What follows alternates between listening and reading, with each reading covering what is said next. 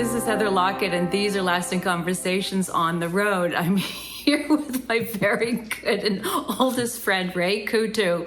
We're in Massachusetts, and we got the giggles because when you've known somebody since you're 14 and 16, all you do is get reduced to giggles. So here we are. Hi, Ray. Hi, Heather. I think I've wrangled him into this conversation, even though since I've been visiting over here in Massachusetts the last few days, we do nothing but chat and catch up and just go deep and have a very good time and share our histories together. So one of the things that we touch on is family. And yesterday was Father's Day. And I got to spend Father's Day with Ray and his husband and his two boys, and then Ray's sister, Kathy, whom I've also known forever, and she is Mary Queen of the World. So hi, Kathy. But point being, family. And Ray is a family guy and has been a family guy since I've known him. But, you know, life took a turn back in the 80s when he realized that life was a bit different and that his mother had planned. She wanted us to get married and be together, right? Yes, she did. Yes, she did. She had our wedding planned, Heather. She sure did. She saw you in white walking down the aisle. Yes, she did. Yes, she did. But life had many other plans, and I had other husbands. Me too. That's right. And Ray has a beautiful husband too. And that's kind of the point in terms of families being together. And here we are on Father's Day. And I can't imagine two more amazing dads raising two amazing boys. Thank you. So, but that journey wasn't easy at first. And how did you find your, not only within yourself, but let's just kind of fast forward to community and being in a town and raising children who you adopted, and having all of that kind of blend together as being a community member raising kids. Are you asking Yes, how? I am. Like how that whole process has been. And Oh, I see. yeah. Yes. Actually, we're very fortunate because we're living in Massachusetts, which is a very blue state, shall we say. And we have really never encountered any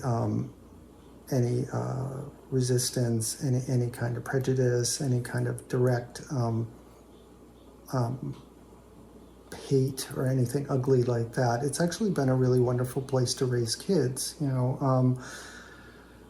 And you know, I think it's a credit to this community. You know, it's a very tolerant community. You know, in some ways I wish it was a model for all of America because we all just kind of live our lives and we know that we need to take care of one another. And right. That's what we do here in Newburyport.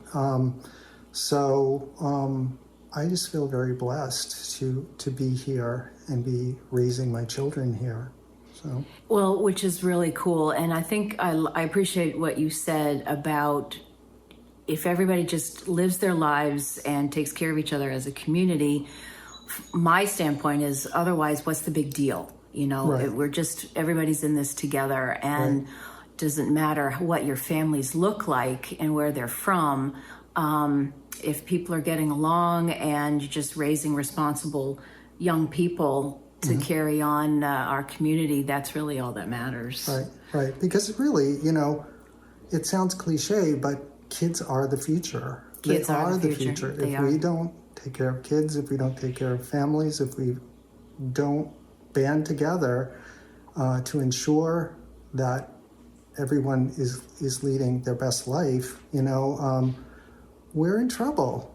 You know, the future is in trouble. You know, we've got to be one big national community. I think that's true, and international community. Yes. To which your sons are originally from Guatemala, and they're here being raised in the United States, but they're part of it. And I think our youth know this. This is an international time. It always really has been, but where the future really stands is part of a global community. Right. And so what starts in our backyards ripples out. Right, exactly. Yeah. Do you think your boys know this? Are they part of that vision? They both are. They've graduated high school or in college, but the job paths that they're already doing is really community focused, and it's quite amazing, as a matter of fact. So you get the sense that they kind of inherently know that they are part of the future and life will continue. I think they do. You know, they're I know they're young boys being young boys. They are. Within that, they're young boys being young boys. But, you know, every now and then, I'm sure a lot of the parents out there will relate to this, you know, I don't get a whole lot, you know. It's not like we sit around the dinner table talking about how we're going to make the world a better place. You know, we don't do that. I mean, we'll certainly talk politics sometimes. We'll talk about sort of like, you know, if there's an injustice in the headline news, you know, we'll talk about that. And usually they lean in the direction that I want them leaning. But I think you're right about, you know, it's almost like I was thinking about that old phrase, you know, think globally, act locally, you know, and that's precisely what they're doing this summer. You know, one of them is working for the Parks Department, just improving. I mean, our city is a beautiful city largely because of the Department of Public Works and the hard work they put in daily to make it a beautiful city. So I'm really proud that one of my sons is on that team to make the parks as wonderful as they can be. And then the other one is working, he's studying public health in college. So he took a job at the dementia care residence at our local hospital. Which is massive. That to dive in as a young person. Right. I've witnessed help, you know, when my mom was in a certain facility, and that's a rough job. And that he's diving in. Right. Had a resident pass away today. God bless him. And so this is important work. So we're already in good hands. That's where they're showing us our future. Yes. So we really are already in great hands. Yeah. Well, I hope so for us all. Yeah. So, and you know, it's kind of a funny moment we're having on the sofa here because Ray and I have been giggling and chatting since we were kids, since we were younger than now, all of our kids. And so these interesting full circle moments, and to have these generational paths is pretty remarkable, and it touches the hat. It touches the hat. It goes straight to the hat. It totally goes straight to the hat. So an interesting segue is, Ray, you have been a writer, but you've been in education for all of your career, with different publishing companies, and you've been scholastic for most of your career, working alongside with and for teachers, right? Yes. And curriculum and stuff. So where I think I'm headed with that has to do with over the course of, how long, 30-year career at this point? A long time. Oh my gosh. It's been more than that. You know, I think it's been, I want to say, I was 22 and I'm 40 years. Okay, so 40 years. 40 years. A long span within the education, writing, and creative. Putting all of those things together, and you've actually written books too, which are adorable.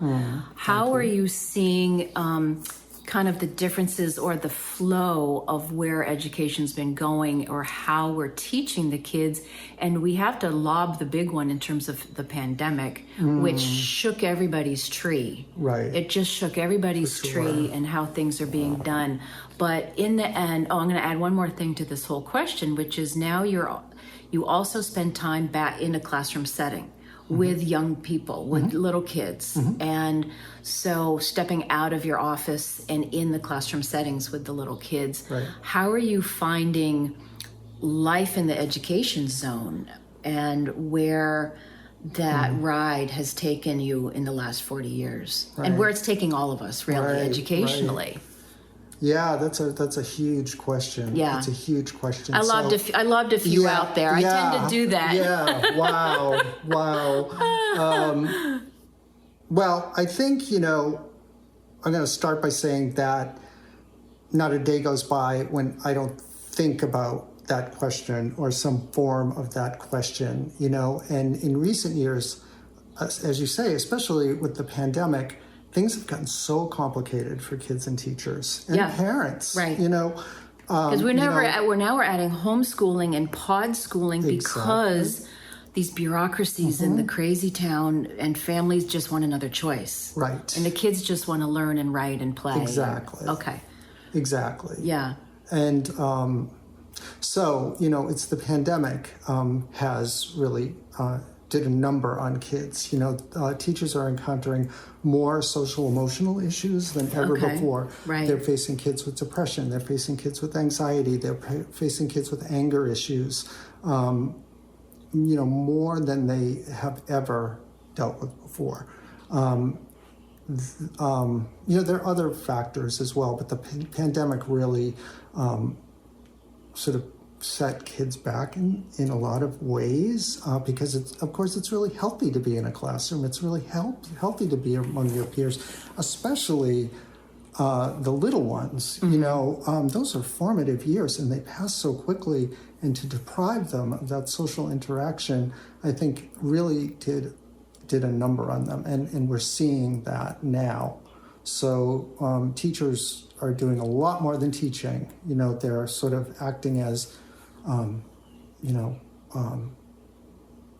therapists in a way to some of these kids and their families, and that's not their job, but they're kind of forced to do that because they can't teach well unless they have a healthy class. And by healthy, I don't just mean physically healthy, I mean mentally healthy, I mean spiritually healthy, I mean, the whole thing. So anyway, that's one big thing I'm seeing. So a lot of professionals are kind of moving in to help educators with this,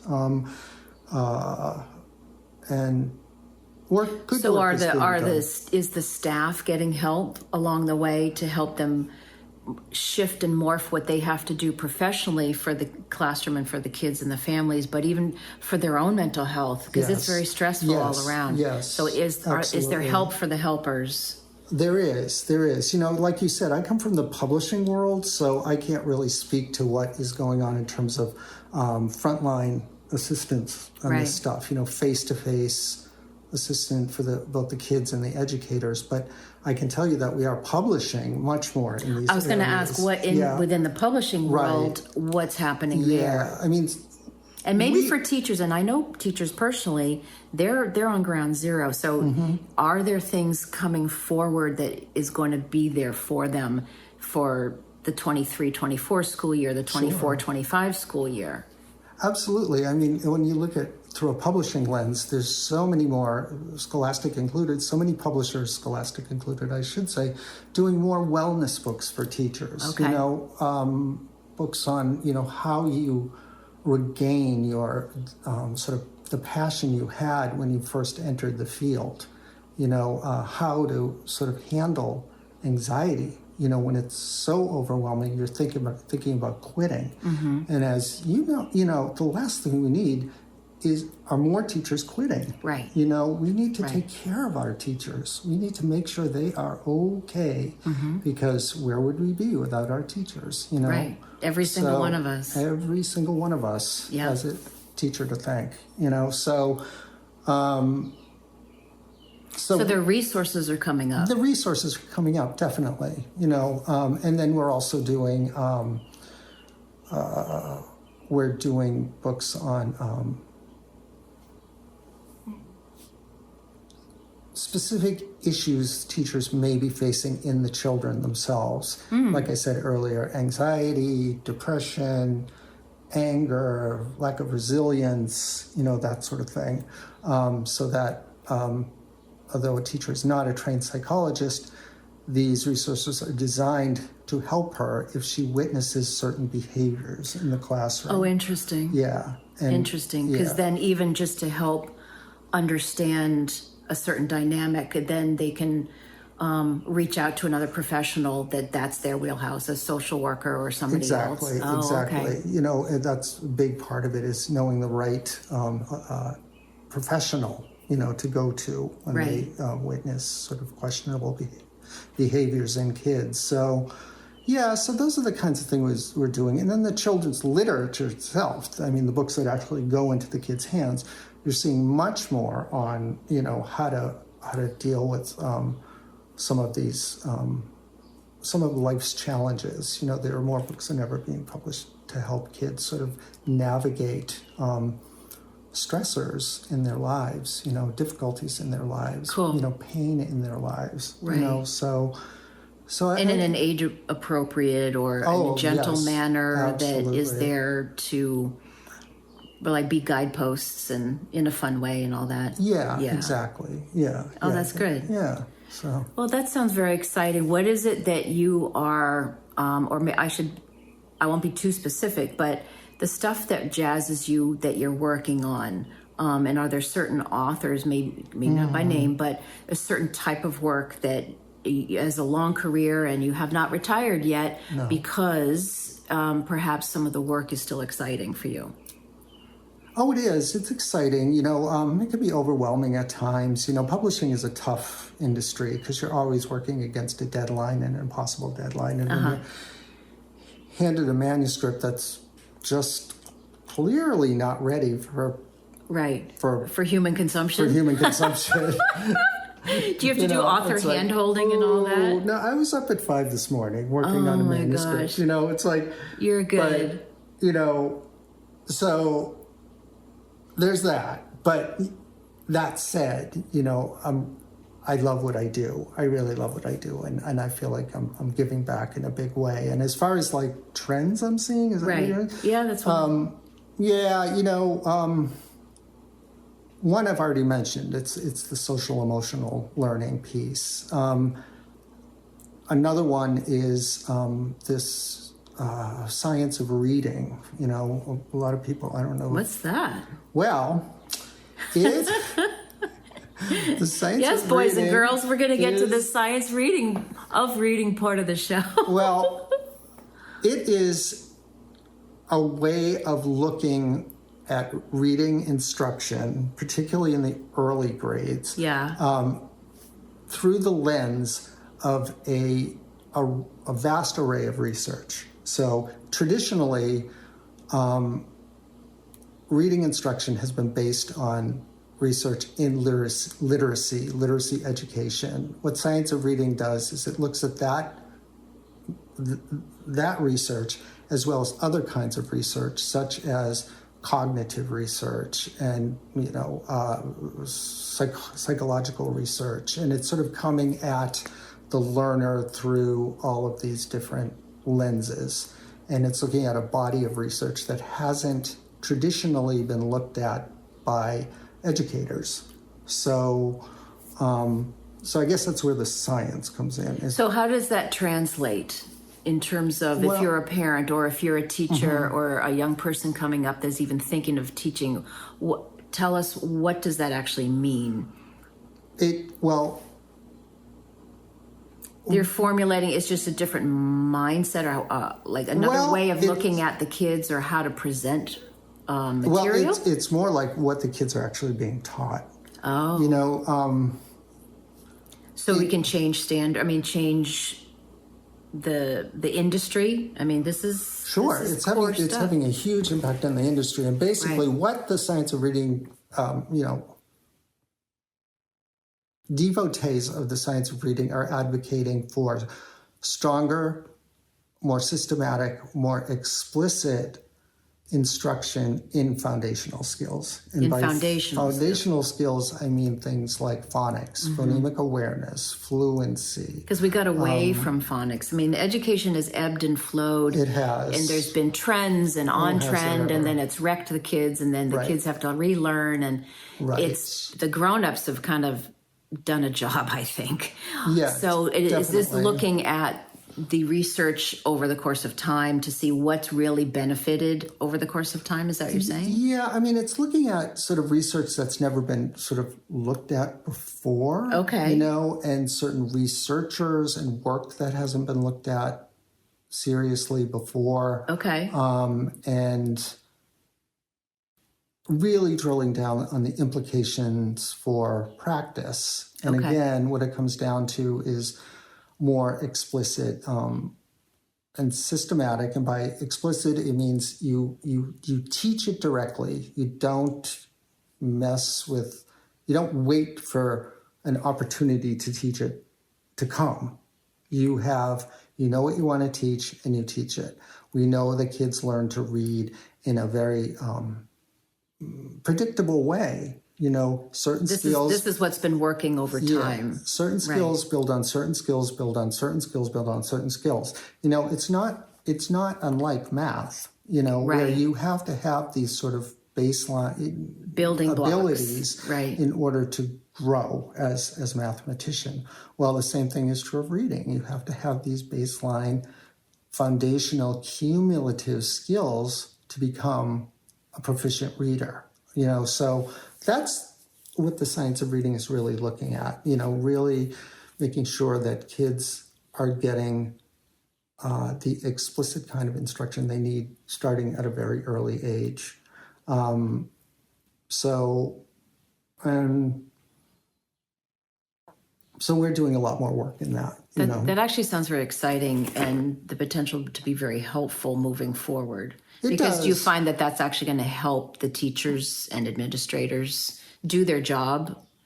And when I say do their job, I mean in that loving, well-rounded way that we all hope for our kids, right? So that the kids are still, hopefully they get to have recess, and they get to have art, and they get to have the tactile time, and the creative time, and the squishing clay, and all of the crayons, and all of that, as well as, that's how you and I grew up, very, very foundationally. And I know myself in my own educational process, Montessori was great. It wasn't for me because I got lost in the complete shuffle when it became open classroom and learn at my own pace. And that for me personally was a disaster. I needed that regiment.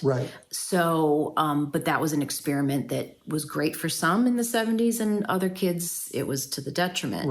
So if that's what you're talking about, and like really researching what are the foundational building blocks that then goes along with the fun and creative aspects. Exactly. Because the bottom line is that, reading and writing are meaning-making processes. The risk of teaching kids to, in a very systematic, explicit way, very specific skills is they are not necessarily given the chance to apply those skills or to practice them in context. And by that, I mean reading, doing actual reading, experiencing the joy of reading.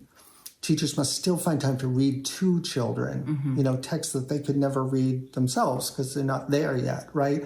But they need those models. They need that. They need to be immersed in language, because what is the point of learning all these, isolated skills? Great, the kid can I call them worksheet drills. Great. The kid can write hat, cat, sat, and can read hat, cat, sat, those individual words.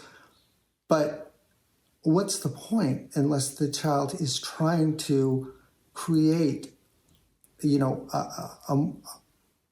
complete idea on paper, say. Put a thought together. On paper.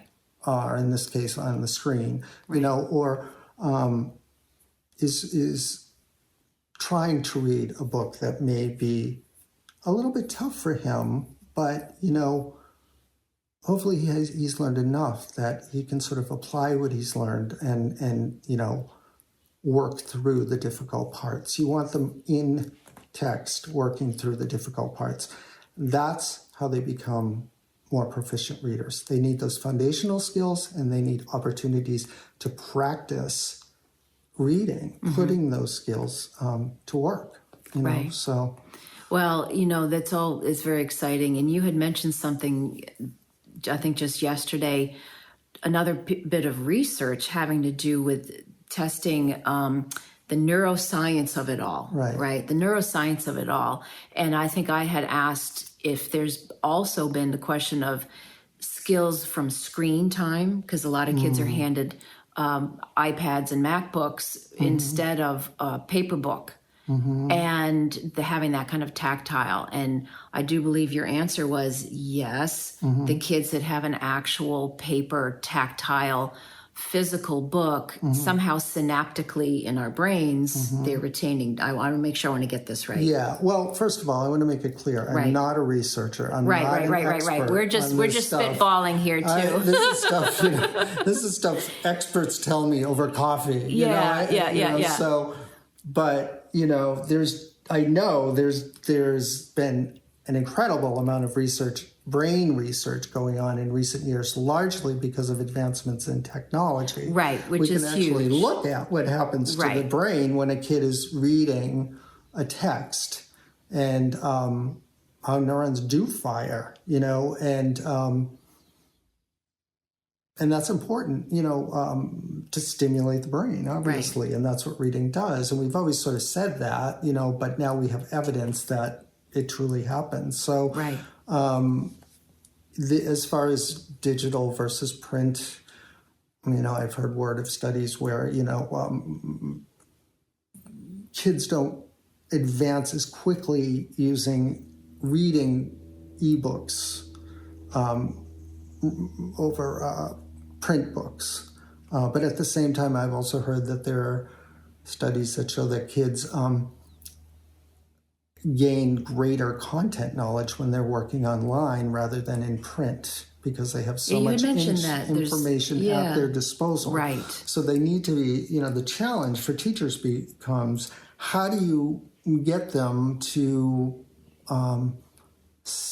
weed through the vast amount of information that's online to find what they need, and also to find the information that's reliable. Right. So, there's always that. Right. So making sure that you're at a site that you can trust. Right. And that's another big aspect of the science of reading. It's not just about phonics. It's very much about knowledge building, because traditionally,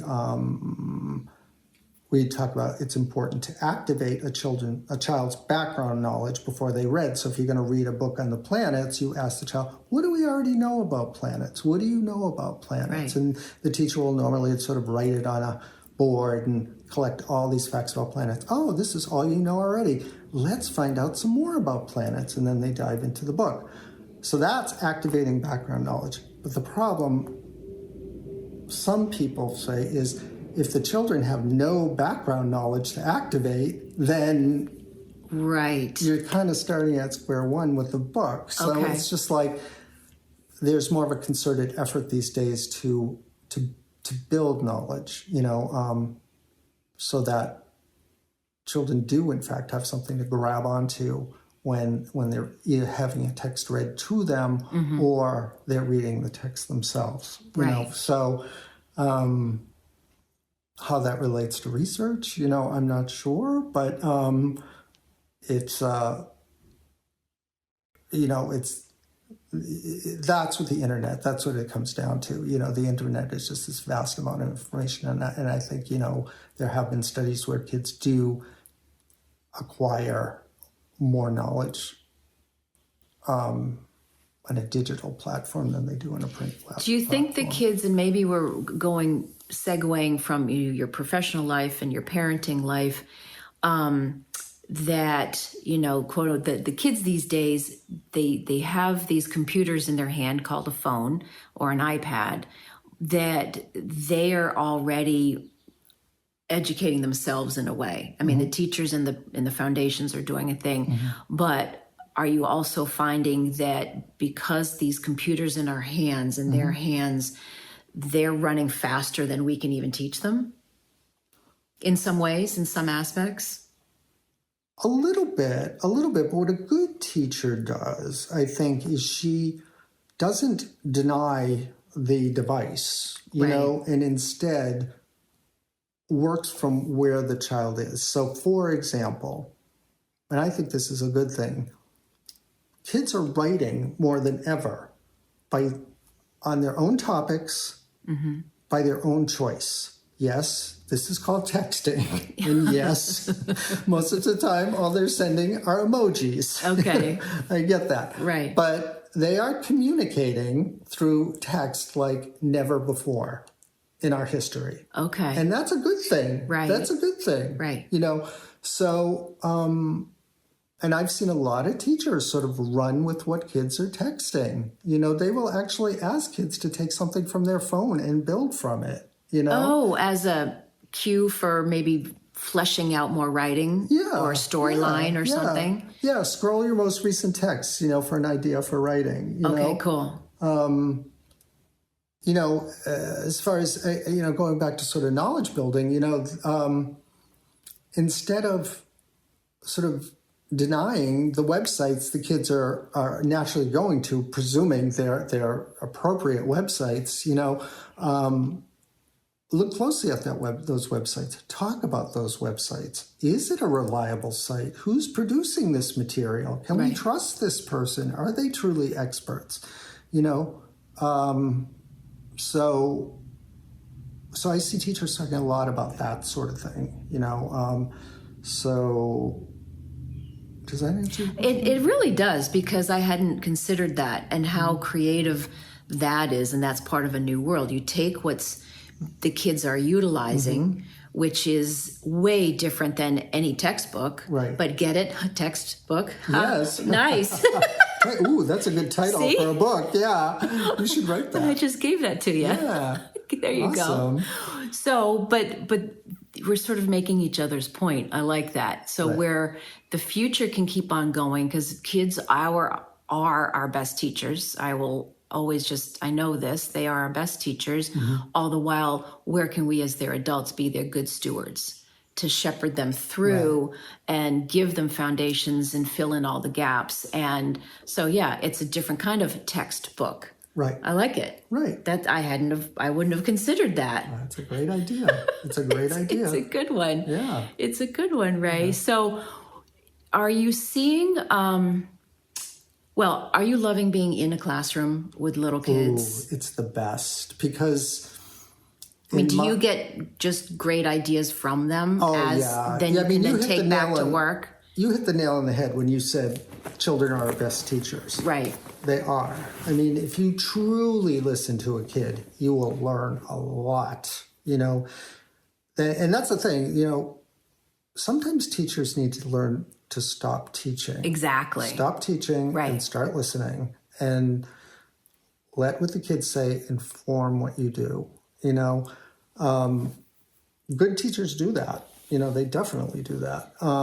Do you find administrators allow their teachers also? A good administrator does. A good one. But it's a hard one. I find they can be few and far between. Most administrators are just shoving curriculum down teachers' throats and saying, you better be on page X by and that can October come from 12th, their governments and their state standards, and we could rabbit hole the whole scenario. Burr. We don't want to go there. But I'm still team human. We're trying to keep it. Yeah. Well, here's the thing about my teaching. I was in this field for about 40 years, and my dirty little secret was I'd never taught. I'd never taught. I have a master's degree in language and literacy. There was a practicum part to that. I did some volunteer work at our local learning enrichment center.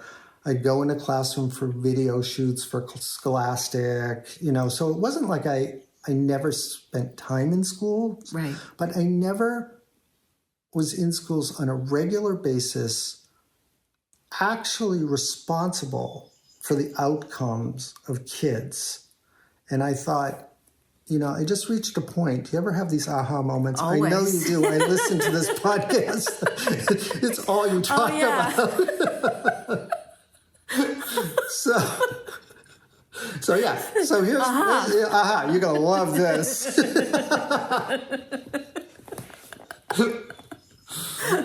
My aha moment was, I'm a fraud. Here I've been pumping out all of this professional development material for teachers, and I've never taught a day in my life. And kind of going back to your original question, things are so complicated in education right now, that I was finding myself losing touch with the information that I need to do my job well. Mm-hmm. So I just took a deep breath and I said, I'm going to get a job teaching. So I wound up putting my resume out there, and this company came along, Catapult Learning, and they were willing to give me a shot, even though I had no experience. And so I tutor 3 mornings a week, second graders, and it's small group work. And second graders are so fun. I mean, every grade is fun, but seriously, second grade. Oh, these kids are just, they're hilarious, and they're just so sweet, and so unpredictable, and they're just so beautiful. They are like sponges. I know that probably sounds cliche, but no, but it's true. Yeah. So a lot of this work goes back to what you were saying about science of reading and phonics. These lessons I give are very explicit on a specific phonics topic, but I always end them with a book, a real book. Mm-hmm. And the book somehow captures the skill I was just teaching. So, for example, if I was teaching short O, as in hot, I would use a book like Hot Rod Hamster by Cynthia Lord. Mm-hmm. I don't know if anyone knows that, Sounds but like it's fun. A really sweet book, and kids love it. So they can't wait to get to that book. They are just so... And that's the best. It's the passion of it. It's the passion of it. It goes back to everything I was saying is, what's the point of teaching cat, sat, hat if the kids don't have an opportunity to see cat, sat, hat in a context that truly interests them, that they love, that they want to, just devour. And that's what they want to do. They want to devour these books. They're like leaning over into the book. And, depending on how sophisticated the book is, sometimes it's a read aloud. Sometimes I just read the book out loud to them if it's particularly complex. But if it isn't, it becomes more of a shared reading, meaning I read some of it, they read some of it, they read what they can. And that's the best. But anyway, I feel like... this work has just done so much for my work in publishing, because all of these preconceptions I had, despite that I've been doing this for so many years, just kind of blown out of the water. Like, this is what it's really like, and I look at the books I'm editing these days through entirely different eyes, and I can talk to these authors who, if they're not classroom teachers now, they're former classroom teachers or they're teaching teachers. And I feel like I can talk to them at a whole new level because I'm in there. Actually, I have students of my own, and I can compare my experience to their experience. And that's something I've never been able to do before. And it's very cool. I love it.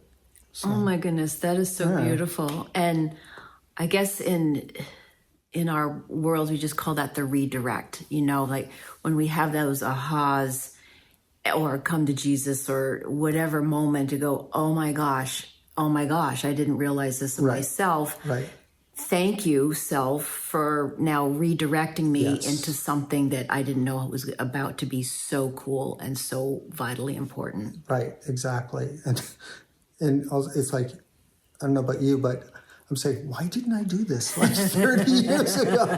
Why did it take me so long to get to this point? But, life is a journey. Life is a journey. So I feel like, and with any luck, you're redirecting all the time. If you're leading an interesting life, if you're leading a fulfilling life, you're always analyzing your life, and you're making, you're taking detours on that journey. Right. I'm on a big one right now. You're on a big one, girlfriend. You are like... on the road, man. Holy moly. On the road. This ain't Florida. It's not. But there it is. And yet it is. Right. Because when we're talking about education and kids and everybody's inherent worth and value professionally, as a family, as a community, whether you're a gay family together raising kids, whether you're a straight family, whether you come from a blue state, a red state, a purple state, the kids still want to devour and be known that they're seen and educated, right? Like you're saying, and you're seeing it in them, their own life and creativity, right? Yeah. Yeah. I mean, I think that's definitely something that that binds us. You Right. know? We all want what's best for our children, regardless of where we live, what we believe. So What would you say to teachers right now? So now it's summertime. Hopefully a lot of teachers are having a break. Maybe they're getting nourished. That's actually the title of this podcast right now on air, is What Nourishes. Right. And it goes down to self-care. And so I hope that a lot of teachers are having the self-care to feed their own soul, take a break, Yes. have some fun, but to reevaluate, to get ready for next year. But what would you say to teachers and administrators? I would say just listen to your body, listen to your mind, and do what it's telling you. You know, because, you know, it's easy to say, just relax, work on your tan. And if that's what you need to do, teacher, do it. Please do it. But there are some teachers out there who recharge by reading professionally, going to workshops. You know, there are some teachers who, you know, especially teachers of reading, you know, they just want to read that stack of novels that's been sitting next to their bed For their all own year, self, you know, just to nourish their mind and spirit. You know, I say, that teacher, dive into that stack of books. You know, have you not been able to binge on Love Island? Binge on Love Island, you know. And, you know, have you, but in all seriousness, you know, do you feel like you've been neglecting your family because you've been so busy all year? You know, just lose yourself in your family. Right. You know, it's like, do what is going to nourish you most. Right. Yes. And, you know, we can talk about fear and where things are going all day long, but where are you finding the hopeful nuggets so that there is not going to be a continued bloodletting professionally? Because there are a lot of people choosing their retirement or that it's been a hard choice to jump into a teaching profession. What would you say to those that, is it just remember the kids and you'll get fed that way? No. All right. This is a hard one. Simple. It's a hard one, well, but you know, it all there starts is. with the kids, you know, but I'm trying to find the hope here. right. You know, it starts with the kids, but a close second is with the administrators. Right. Teachers What would you have to say to administrators? I would say, and the government officials, but we'll just start. We'll just start with the administrators. Yeah, government officials, go teach for a little bit. Go to the classrooms. right. Yeah, I guess I would say to administrators, you know, trust your teachers. Ooh, I like it. Trust your teachers. Trust that they know what they're doing. Trust that they are true professionals. Trust that if there's a problem in their classroom, they are going to work to resolve it. If they aren't resolving it, instead of reprimanding them or cutting their pay or threatening them, give them the training they need to do their job well. Right. Fix the problem the best you can. And you know, testing teachers, you know, threatening teachers, only promoting and giving salary increases to teachers whose kids are performing well on standardized tests, that is not helpful. That is detrimental. You need to work with each and every faculty member in your school to help them become the best educator they can be. I like it. Yeah. I like it. We should probably end on that. But there's one more thing, and it's about friendship. Friendship. It's about friendship. Awesome. I'm team friendship. I'm team friendship. If you have somebody that you've known for over 40 years, but life does different things, just know that there's somebody out there that will have your back no matter what. Absolutely. Yeah. I have your back. And vice Heather. versa. So you can always count on me. That's right. That's right. The way that song from Toy Story goes, how does that talk? Oh my gosh. You got a friend in me. Don't get me started. You got a friend in me. You got me started. All right. I love you. I love you too. I adore you. I adore you. Never change. Never change. We got to keep having these lasting conversations. That's right. Thank you for listening, everybody. And Please be sure to like, follow, review, and share this podcast. These are lasting conversations on the road this summer. Share away, enjoy, and thank you for listening.